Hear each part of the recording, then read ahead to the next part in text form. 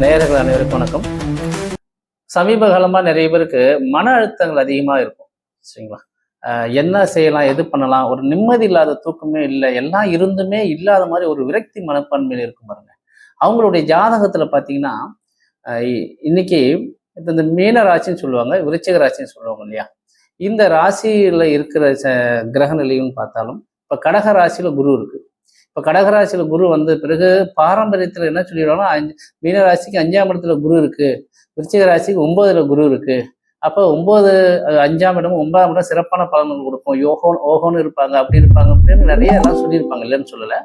But ஆனாலும் அந்த கடகராசியில குரு வந்த பிறகு உங்க விருச்சிக ராசியில இருக்க ராசிக்காரர்களாக இருந்தாலும் சரி, இந்த மீன ராசி என்று சொல்லக்கூடிய ராசிக்காரர்கள் எல்லாருக்குமே இப்ப மன அழுத்தம் அதிகமா இருக்கும், ஒரு டிப்ரெஷன் அதிகமாக இருக்கும், தற்கொலைக்கான எண்ணங்கள், வாழ்க்கையை பற்றி ஒரு பயம், அந்த மாதிரி ஒரு விரக்தி தன்மை இப்போதைய காலகட்டங்கள் போயிட்டே இருக்கும். வரல ஜூன் 2ஆம் தேதியிலேருந்து இந்த மாதிரியான விஷயங்கள் ஆரம்பிச்சிருக்கும்.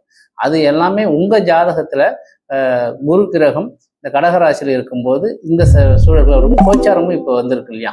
இப்போ இருக்கும்போது இந்த சூழல்கள் இப்போ ஆரம்பிச்சிடும்.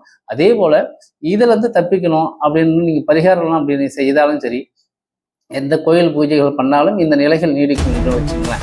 இதுக்கு லாஜிக்காக பார்க்கும்போது டிராவலிங் மன அழுத்தங்களுக்கு ரிலீஸ் ஆகுறதுக்கு அதிகமாக பயணங்கள் மேற்கொண்டாலும் போதும்.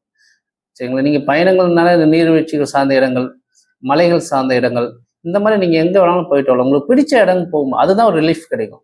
சரிங்களா? நீ கோயிலுக்கு போனால் தான் ரிலீஃப் கிடைக்கலாம் கிடையாது. உங்களுக்கு எங்கே பிடிச்ச இடமும் போறீங்களோ இதெல்லாம் ஒரு பரிகாரமாக பார்க்க தேவையில்ல. இது ஒரு லாஜிக்காக நான் சொல்கிறேன். சரிங்களா?